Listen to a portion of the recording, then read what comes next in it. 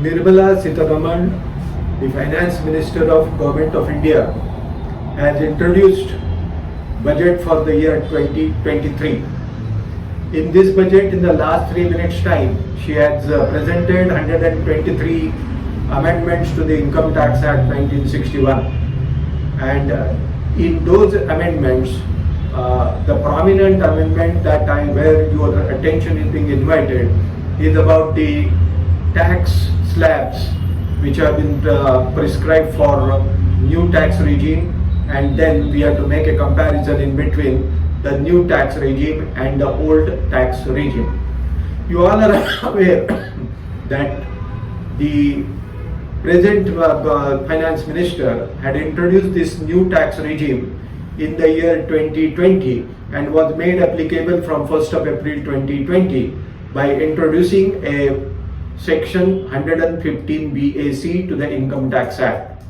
And as a result of which it was pointed out at that time that the government of India is moving towards a particular income tax act wherein there will be no deduction, no exemptions or even tax rebate. And on that basis itself, this new tax regime was to specify lower rate of tax. At the same time, no exemptions, deductions, etc. were being permitted. Now, because of the difficulties which were being faced in getting this particular scheme popularized, the present government now has decided to revamp the entire new tax regime and now has introduced certain changes in this budget 2023.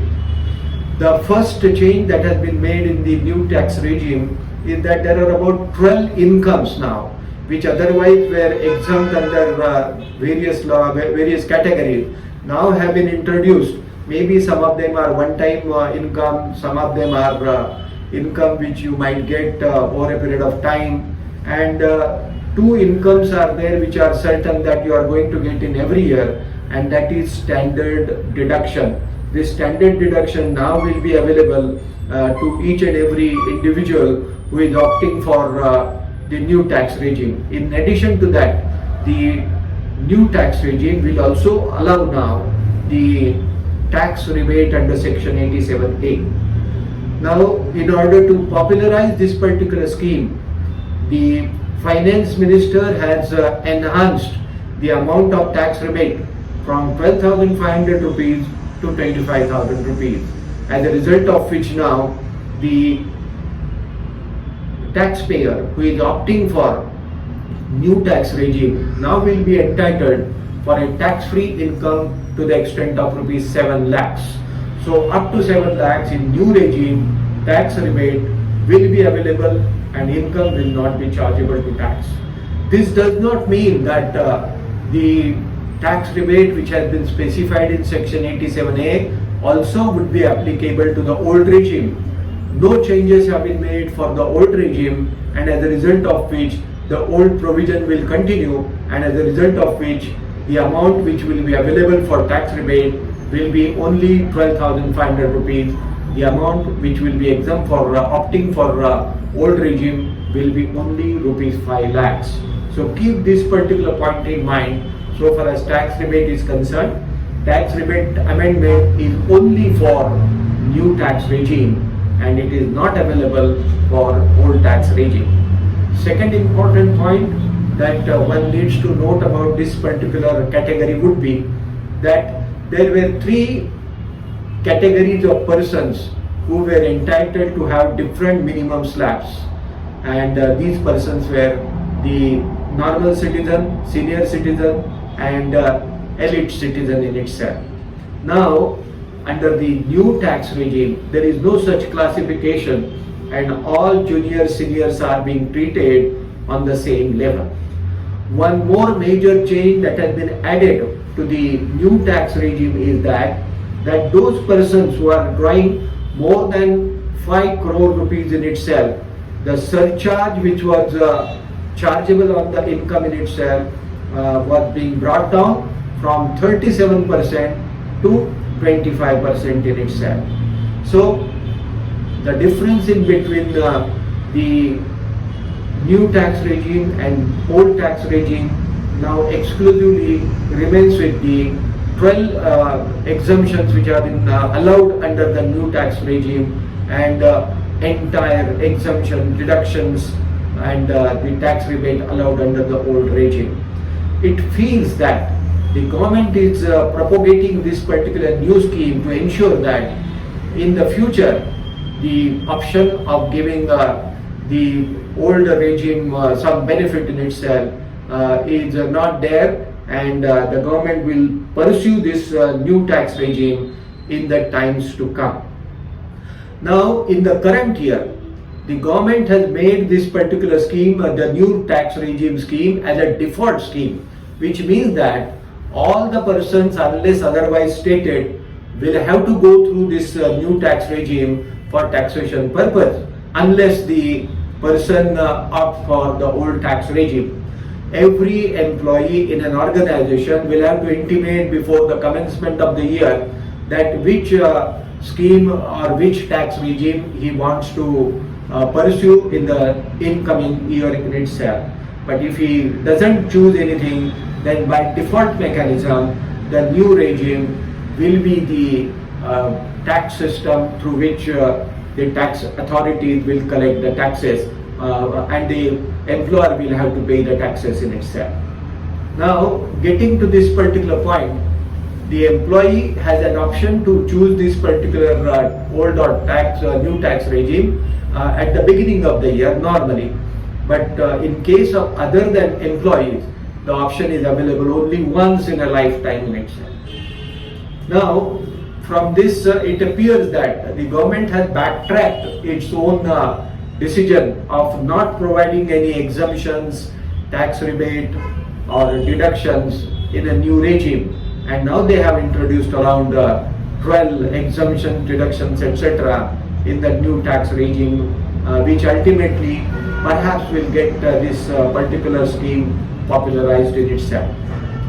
Now, note one important point, that once the income under the new regime exceeds 7 lakhs of rupees, and under the old scheme it exceeds 5 lakhs of rupees in itself, then in that particular case the taxation will start from the minimum basic exemption limit, which is 2.5 lakhs and 3 lakhs of rupees. Keep this particular point in mind. Now, there are 5-6 important points wherein your attention is being invited. Some case studies, that if a taxpayer happens to be having an income to the extent of rupees 8 lakhs and has a deductions, exemptions or rebate to the extent of rupees 3 lakhs.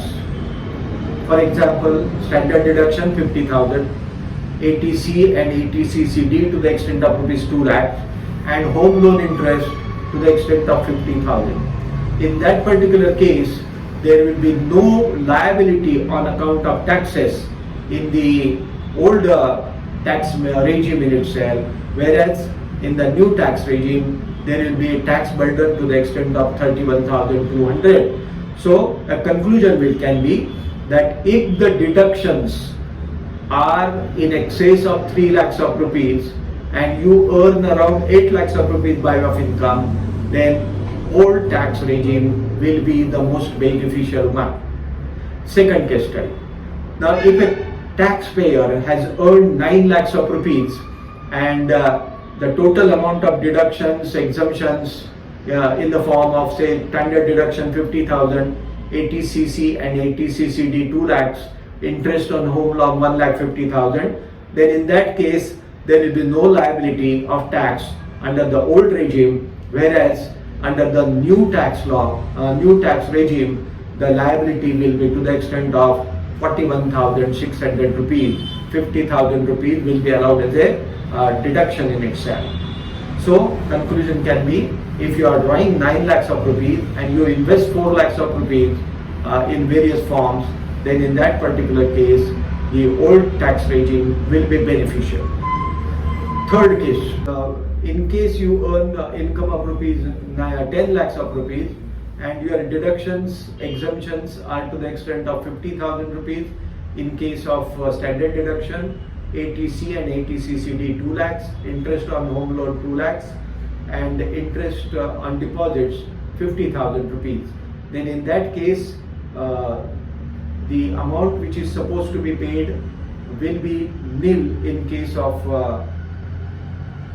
old tax regime, and 54,600 rupees will have to be paid for the new tax regime. So this is a substance inference that we can draw, that if you earn 10 lakhs of rupees and invest 5 lakhs of rupees by way of deductions, then old tax regime will be beneficial.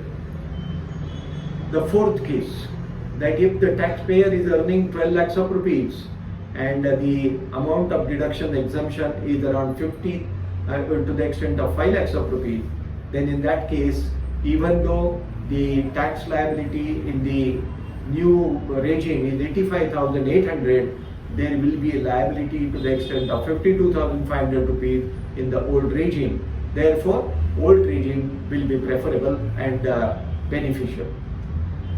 The fifth case law that we can make it out, if the income of the individual is 15 lakhs of rupees and the total amount that has been paid is 5 lakhs of rupees in itself by form of the deductions and exemptions, in that particular case, the liability under the new tax regime will be 1,45,600, and in the old regime it will be 1,12,500 rupees.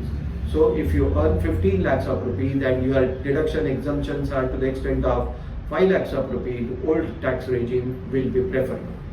So keeping this particular point in mind, you have to consider this particular aspect, and that is the major issue that one needs to note about.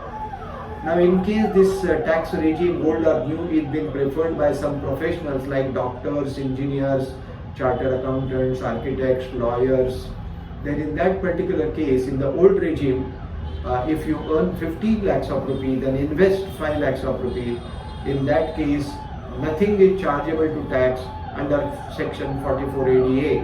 But under the new regime, you will be eligible to claim total exemption only when the professional will be earning 14 lakhs of rupees. The benefit of these particular exemptions, deductions, etc. is not available to the non-resident person. So if you like this particular video, please subscribe to my channel. Thank you.